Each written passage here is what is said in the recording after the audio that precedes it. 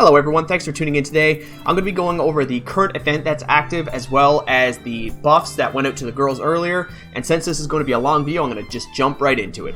The first part of this event is going to be the value pack. And as usual, you can get some gems. In this case, you're going to get gear supply cards as well as the practical work tickets or the part-time job tickets. They call it a few different things depending on where you find your information. So either way, you're pretty much just getting resources for the current event as well as some gems. Now, it's hard to really pin down, but I think for beginning players, this might not be seem as valuable, but for veteran players, this is very valuable, but it's also extremely expensive because you're going to want to buy a few of these $100 packs, and that's where the problem comes in. The spending for this event is going to be very high, and it comes down to these gear tickets mostly. So let's get right into the gear supply event to explain why that is.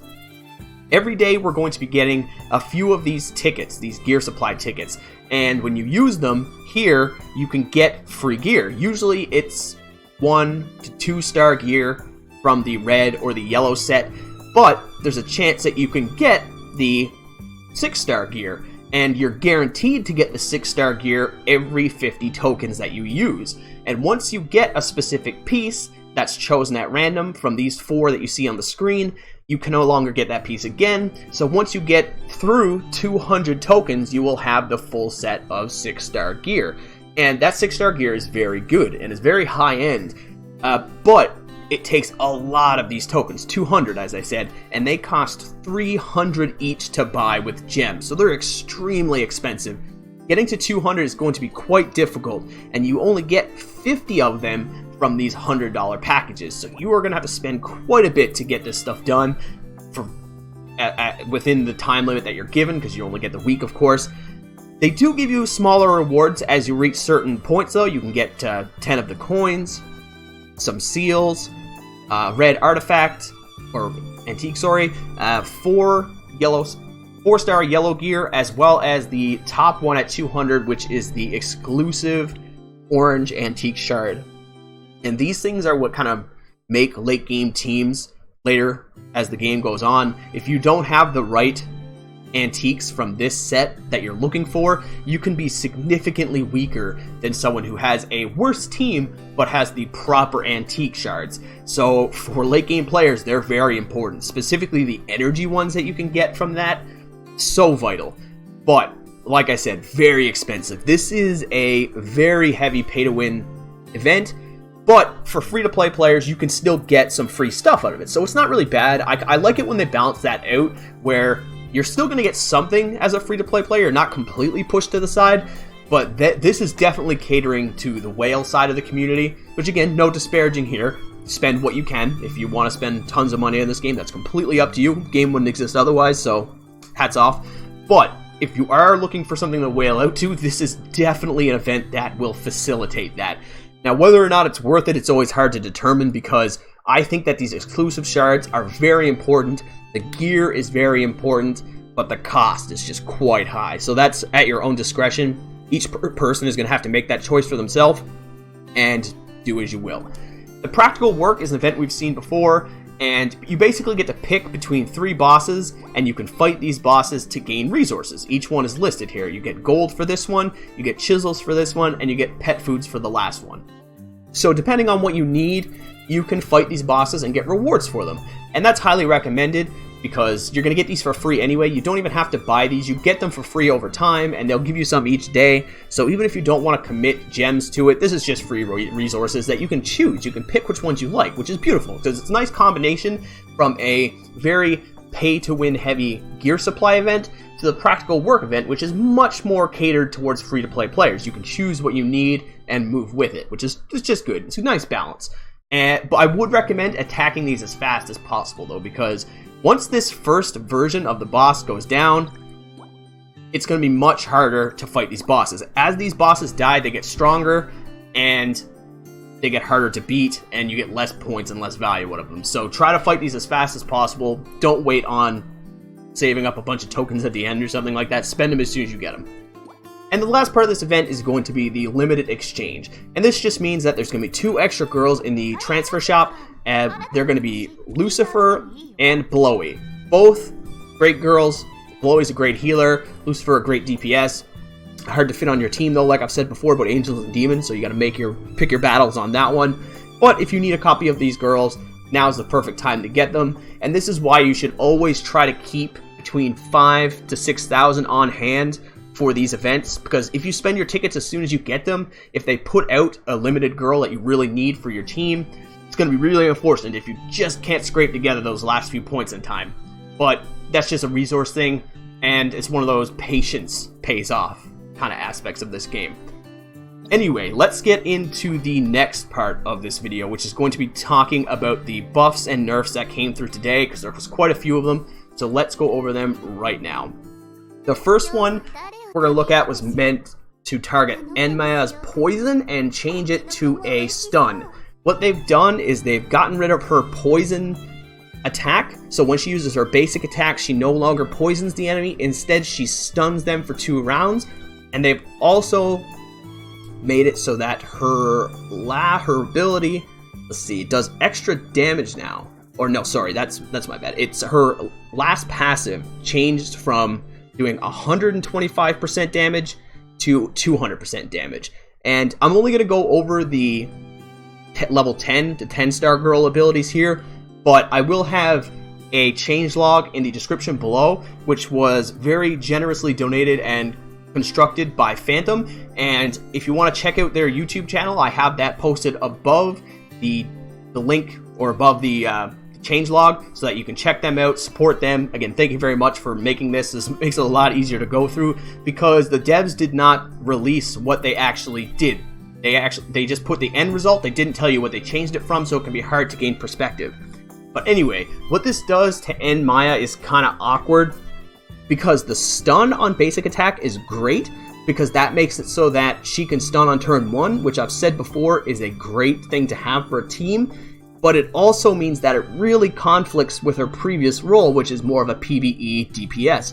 Now, if you want to run her, you're going to want to put a speed crystal and speed antiques on her, which means you're going to have to sacrifice a lot of damage to get the most value out of her in PvP. And I personally don't like this. I think she's better for PvP now, but she's considerably worse for PvE. And building her is awkward. You can no longer just specialize in one thing. You kind of have to tear her in 2 different directions, and that's not great. This is what I talked about when I made my first few videos, is that the kits don't really synergize anymore. Before it did. Before it was very single focused on poison damage. Now it's going in 2 different directions. I don't like it when they do that, and I think it makes Maya a little bit worse overall. Definitely better for PvP, but worse in an overall sense if you consider PvE as a part of the game you would be interested in making progress in. This hurts her in that regard. The next one we're going to look at is Fencer, and what they've done is they've increased the chance for freezing on her basic attack to a whopping 70%. Now this only hits the front line, so it's still not super brutal, but that is a very high percent chance to freeze. So this is a great counter for girls, for people who keep the second tier girl, the girl in the second spot, as their main DPS.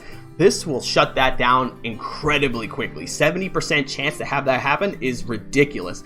Now, again, though, it kind of means that you would want to run her with speed in order to take advantage of that, and her space speed is not very high, so again, it's kind of awkward, but that was never really a big thing for her anyway, because normally you want to run her as a tank, so maybe it won't really matter, because you will get 2 turns out of this at least, so even if she freezes after one of the girls has already used her ability, it's not too important. And if you do put an energy antique on her, which is usually ill-advised, but depending on the team you're up against, it might be a good idea. If you see that their power is focused in that front row, then you can use this as a girl who counters that kind of strategy, and it's just generally for the better. It gives you more options, at least. I wouldn't say this is just a straight buff that gives you more options with the girl.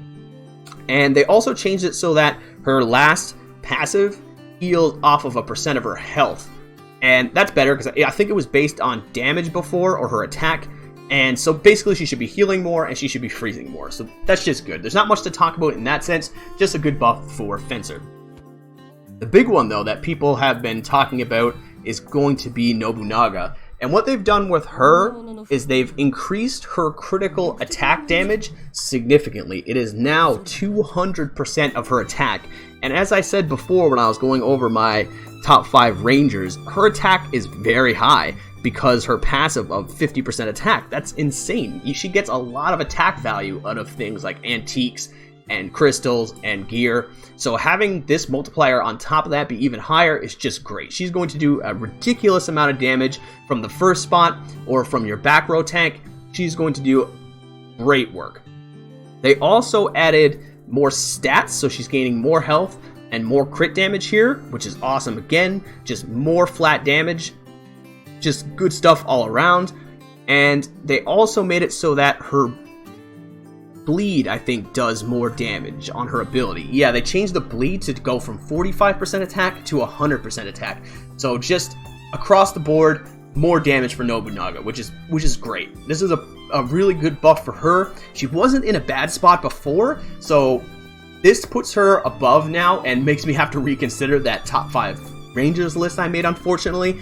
And that's one of the things with this game, is that when you're making tier lists or analyzing girls, you always have to take the date in mind. I guarantee you I'm going to get a ton of comments now telling me that Nobunaga is better than where I put her on the list because these buffs and stuff like that, but that's just the nature of the beast. She is really good now, and anyone who already has her, just a bonus, straight bonus. The next one is going to be Amazon. And what they did with Amazon is actually a bit surprising. They gave her a lot more speed. They gave her, I think, 32 more speed. So she's now the fastest unit in the game. So she can reprise her role as that high CC unit in almost every situation. Whereas before she kind of got caught by, I think, girls like Amelia and Michelle were faster than her. But now she's going to trump them in speed as well. Of course, Michelle has immunity to crowd control, so that doesn't really matter. But my point is that Michelle won't get to CC Amazon before Amazon gets to CC someone else. And that is big for her. This is a great thing for some of these base girls that are not angels and demons. And that, I think, is going to be big with the upcoming new angels and demons that are going to be coming out. The 2 assassins that are going to change the meta very drastically. So it's good that they're buffing these girls preemptively to kind of help mitigate how much of an influence they're going to have. Mind you, they're still going to have a huge influence, but they're toning it down a little bit. But they increase her speed, which is the most important. They increase the base health that she has, as well as they made it so that she gains 40% damage reduction after her ability, which is awesome. This seems a little unusual. It doesn't really synergize with the rest of her kit, except for the fact that when she wants to be alive long enough to see the enemies die so that she can power up. So in that way it does synergize, but it just seems weird for her to have a damage reduction because it doesn't really seem thematically correct. It works, and it's a great thing, but it just seems unusual to me. Maybe that's just my perspective, but it does seem a little out of place. However, it's just a straight buff, and it doesn't conflict with anything, so it's just good news for people who have Amazon. Okay, the next one is going to be Gabriel. I'm saying that wrong, I guarantee it. But what they did was they added reduced damage on her as well. So now she's more tanky, and that just makes sense. This is thematically correct. She's supposed to be a warrior. She's supposed to be tanky. But she's just mostly a burst warrior at this point in time before this buff dropped. Now this helps her play more of that true tank role, especially if you have an antique with damage reduction on it. That's going to synergize incredibly well with her, going to make her very hard to kill, and it's going to make it very easy for her to hit that second volley of abilities. Like I said in my warrior video, that's where she's so strong. That's where she shines, is the second attack she gets off. When she uses her ultimate the second time, it's very impactful. So this damage reduction will help her get to that point, and I think another good buff. I don't think it's going to put her over to like top tier or the highest tier. She's not going to be ridiculous, but it does help her do what she's trying to do, and that's great. And I think the last one is going to be Amelia. And Amelia, the biggest thing that they've done is on a bunch of her abilities, they've made it so that she has a chance to steal energy from the opponent. And that is great. This is one of the strongest abilities in the game because it is crowd control, but it's very unique in the fact that it makes your opponents just have to do basic attacks.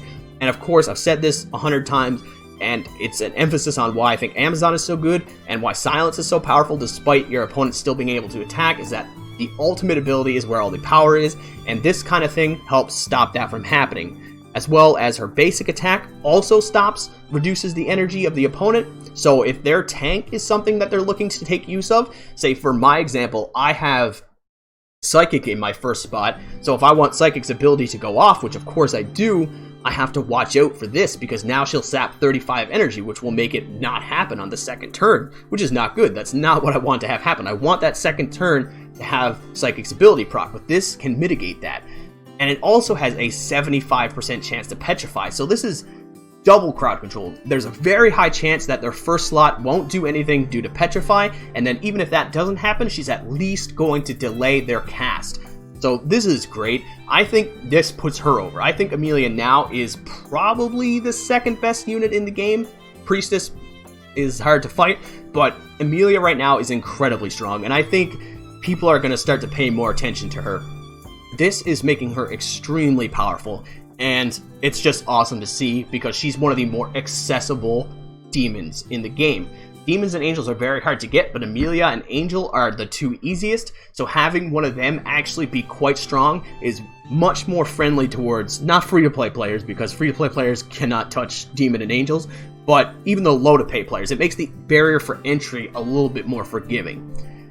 Anyways, guys, thank you very much for listening. It's been a long video. I went over a lot of stuff, and I want to know what you guys think. How do you guys feel about the buffs that were launched today? Do you think there was too much for certain girls? Do you think like Amelia is too strong now?